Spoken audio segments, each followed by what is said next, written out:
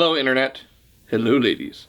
This is Chris McKee with Alamo Music, alamomusic.com, coming at you today from beautiful San Antonio, and we've got another beautiful Taylor to showcase for you today. We did a recent video on the new 600 series. Specifically, we shot a 614 CE that we had just gotten in, and we talked about some of the changes. I'll go over those again in this particular video. We have another member of that group, that family, if you will. This is a brand new 616 CE, new for 2015. It's been fully redesigned, and this happens to be one of the first edition versions. So if you're not familiar with those, what Taylor Guitars has been doing for a few years now is that as they go through their line and they're making some changes and they're revamping some models and some series, each time they do that, they issue some first editions, the first run of those guitars. And those have some unique features to them. You get some few bonus things. In this particular case, what you get is this additional peg head inlay, which is very pretty and goes to complement all of the rest of the inlays on the neck, as well as the back of the headstock, which we'll show you here in just a moment. You also get a label inside that marks it as a first edition. The case is labeled as a first edition, so there's those nice kind of collector items, if you will.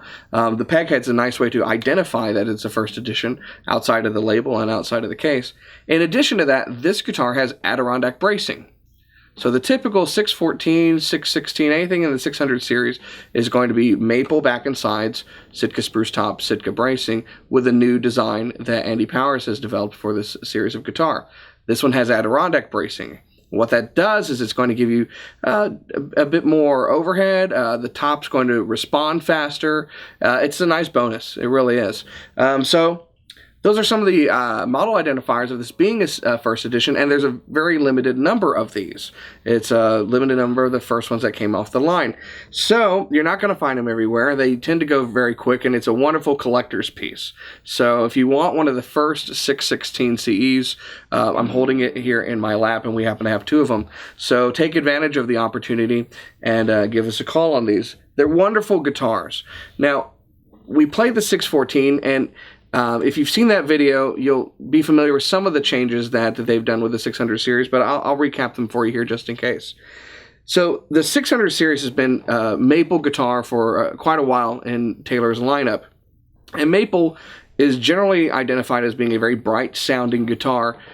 In some cases, people might describe it as being almost a brittle sounding guitar.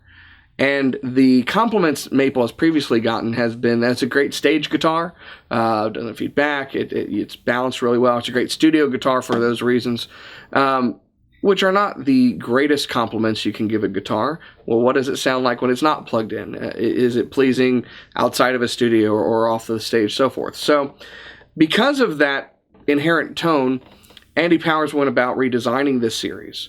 And he has admittedly said he has designed this for people who don't like maple guitars. So if you previously liked Taylor's maple series, this wasn't designed for you, but I'll just go ahead and say it, you'll probably really like this guitar anyway.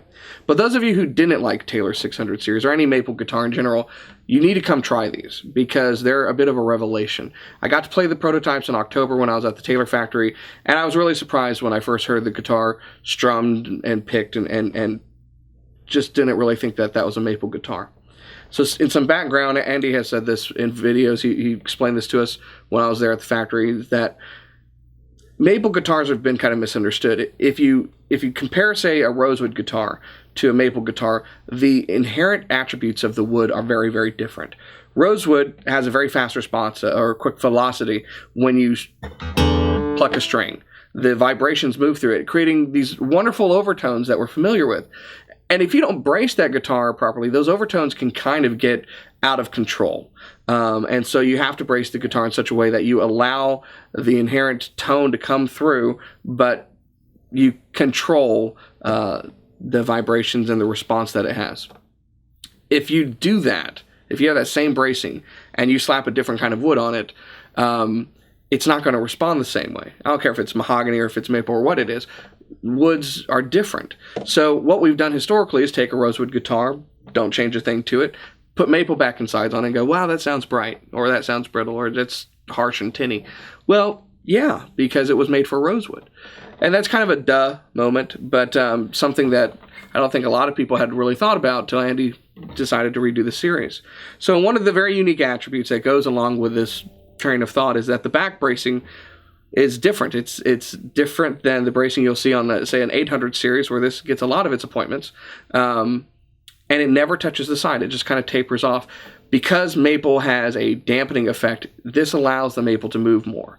And what it has done is generate a guitar that is warmer, that's lush, that has more sustain, still is very, very balanced, but has more of a bass response.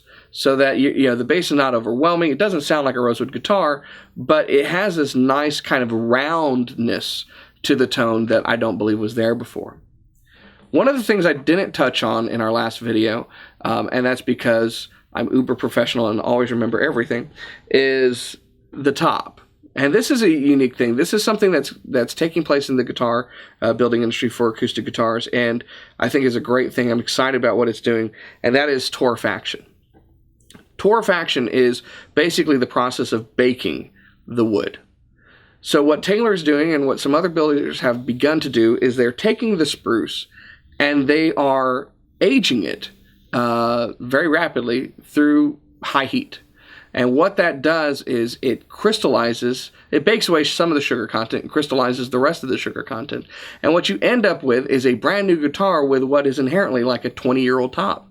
It's already broken in. And you can hear that, but you can also feel that. The guitar is a bit more responsive. Have you ever picked up a guitar? I'm asking you a question because obviously you can respond to me on the internet, but have you ever grabbed a guitar at a store and strummed it, or you get a brand new guitar, and there is kind of an inherent tightness to it because it's new and the wood has just been made and it's there, but you pick that same guitar up 10 years later and it's a completely different animal because the wood opens up, it ages, it begins to just kind of flex more, have a quicker response. It's harder.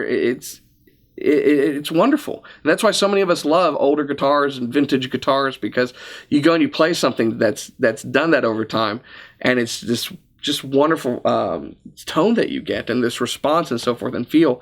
So you have that in this, and you can tell from the wonderful darkened top, it's not cedar, it's Sitka spruce, it's just been aged through torrefaction. So the torrefied tops are great. The other appointments, like we talked about, you've got ebony binding, you have a striped ebony pick guard, which is nice, similar to the rosewood pick guards on the 800 series. This new inlay, which is ivoroid, matching inlay on the headstock again because it's a first edition. And on the back's one of my favorite things, in addition to the gorgeous maple, and I love maple, you know, particularly in this wonderful color of brown sugar. If you add brown sugar to anything, is it just not awesome? One time I forgot to put it in some oatmeal cookies. They weren't the same. Brown sugar's where it's at, people. Over here on the back of the headstock, we have some more ebony with this wonderful inlay that I like because it's just for you. It's just for the player. Nobody's going to see that while you're playing. It's just a little reminder of something that Taylor put there because it's special. I like that.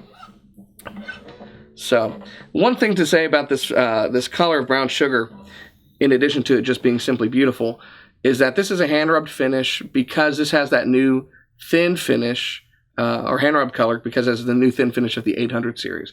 3.5 mils thin. It's the thinnest finish in the industry, which is pretty phenomenal. It allows the guitar to be very resonant because the heavy finish isn't on there preventing it. We've also got the new ES2 pickup, which we have plugged in. So as we play this, you'll hear the acoustic tone. You'll get some of the blending in of the pickup as well. If you have any questions at all on this series or any other Taylor guitar, always feel free to give us a call, send us an email, or comment on our videos. We appreciate all of our subscribers, and we hope the rest of you will subscribe to our videos. Follow us on Facebook, Twitter, basically stalk us any way you can.